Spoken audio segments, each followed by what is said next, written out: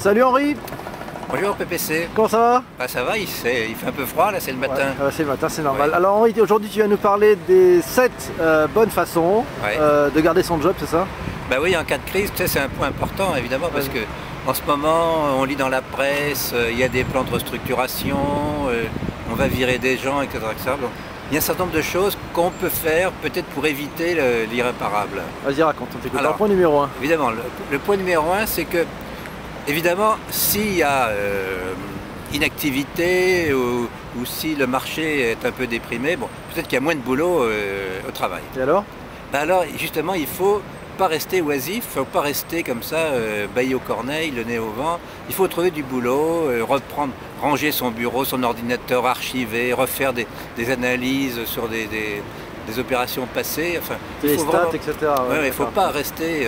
les bras ballants. Les bras ballants. Et ça, le nez au vent, ça se voit, quoi. Bah oui, exactement. Et alors, point numéro 2, Henri. Un point numéro 2, c'est que il faut profiter de l'année où il y a un petit peu moins d'activité pour se former. Alors se former, il y a deux manières. Il faut soit aller voir son patron pour lui dire écoute, j'aimerais bien maintenant aborder tel problème et il y a telle formation et voilà, je vous informe et éventuellement mettez-moi sur le budget de formation. D'accord.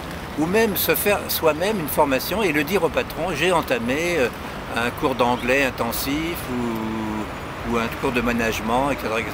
Ah, ça c'est important. Il faut utiliser la diff, ok. Ouais. Point numéro 3. Alors, le point numéro 3, c'est faites-vous remarquer. Ah. Alors c'est-à-dire que sortez un peu plus de votre bulle.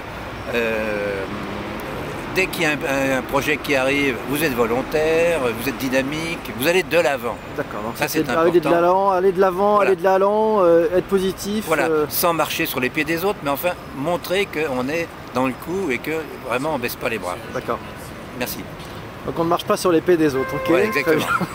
Après, point 5. Ça c'était le point 3. Le point 4, alors, le point 4 c'est exactement l'inverse. Ouais. Tiens, avant c'était faites-vous remarquer, l'autre point c'est ne vous faites pas remarquer. Alors ça veut dire faites pas l'idiot, ne montez pas sur la table pour rameuter tous vos collègues. Enfin, soyez discret malgré tout, parce que bon, le jour où il faut compter les gens qu'on va mettre sur la liste, bon, vous savez, il suffit d'un trait de crayon à gauche ou à droite pour être sur la liste ou pas sur la liste.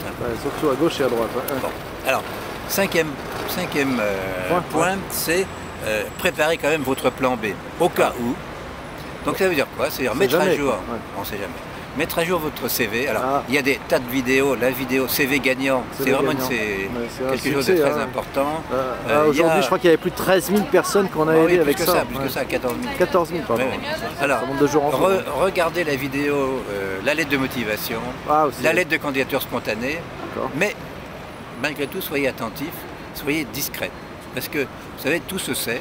Et si, donc si un jour, votre patron a un de ses copains qui dit tiens, j'ai reçu un CV d'un gars de chez toi, bon là, ça fait mauvais effet. Donc là, il va vous virer, ça c'est sûr. Donc, préparez votre plan B, mais quand même extrêmement discrètement. D'accord. Ok, alors ça c'était le point numéro 5. Le point 6. Le point 6, c'est de toute façon, même si les conditions sont un peu difficiles, gardez votre tonus, gardez la bonne humeur.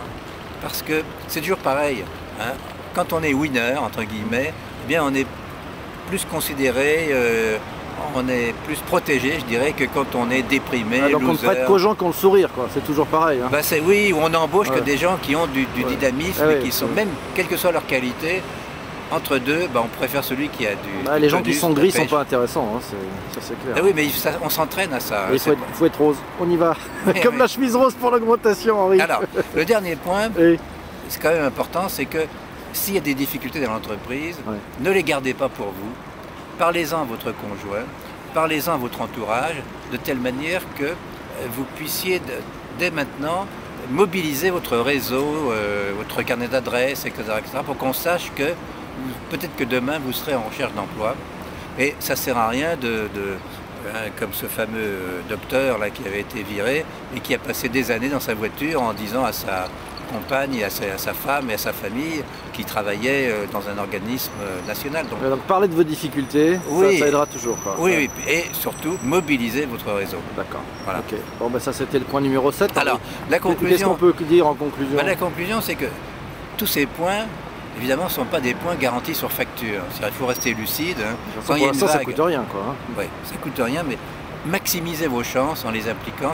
Quand le tsunami arrive, bon bah, hein, on ne peut pas nager contre la grosse vague, mais je crois qu'on peut augmenter ses chances de rester dans son entreprise. Et de toute façon, ça ne peut être que positif de remettre au point son CV, de remobiliser son réseau. Bon, soyez tonique. Ok, bon ben merci Henri. À bientôt. À bientôt, salut.